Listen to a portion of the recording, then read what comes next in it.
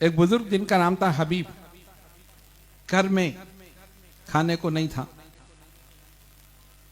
बहुत कम खाने पीने का सामान रह गया। बीवी ने कहा जाओ कुछ कमाओ, कुछ दिहाड़ी लगाओ। तस्बीह और मुसल्ला लिया और चले गए, जाकर बैठ गए। अल्लाह अल्लाह अल्लाह अल्लाह जिक्र करते रहे। शाम हो गई, वापस आए। बीवी ने पूछा कुछ काम किया? हाँ काम किया। मजदूरी की? हाँ मजदूरी की, सारा दिन मजदूरी की। फिर कुछ मिला? कहा नहीं। अजीब आदमी, तुमने किसकी मजदूरी की? तुमने जिसकी मजदूरी की उसने तुम्हें दिया नहीं? कहा मेरा मालिक बड़ा करीम है, वो देगा, जरूर देगा। उसने कहा अच्छा, चुप हो गई। दूसरे दिन फिर गए, उसने कहा आप कुछ लेकर आना, ऐसे खाली हाथ नहीं आना, आप खाने के जो है खत्म हो रहे हैं काम, आगे चल के फाके हो जाएंगे।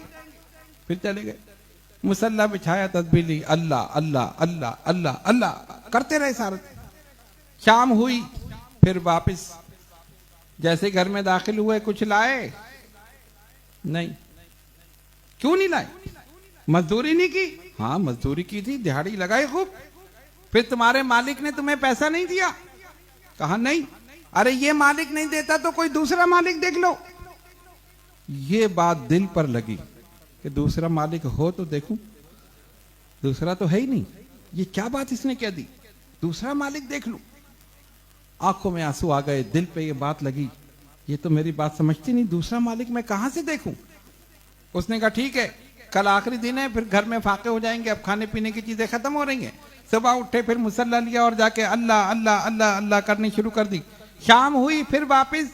अब सोचा जाऊंगा फिर लड़ेगी, लाओ कुछ, क्या करूं, चलो कोई ताखिर से जाऊं ताकि सो जाए।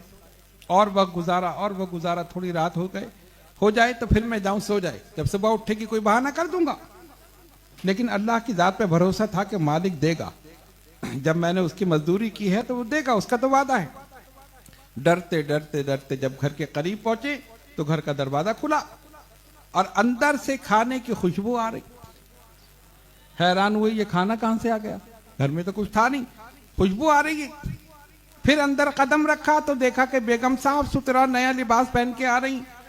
अरे ये लिबास कहां से आया, ये खाना कहां से आया? अब ये सोच ही रहे थे कि बेगम ने कहा हबीब वाकई तुम्हारा मालिक बड़ा करीम है, तुम्हारा मालिक बड़ा करीम है। दो आदमी आए थे, ये खाना भी दे गए, लिबास भी दे गए, और ये कह गए कि हबीब से कहना मजदूरी में कमी नहीं करना, हम देने में कमी नहीं करेंगे।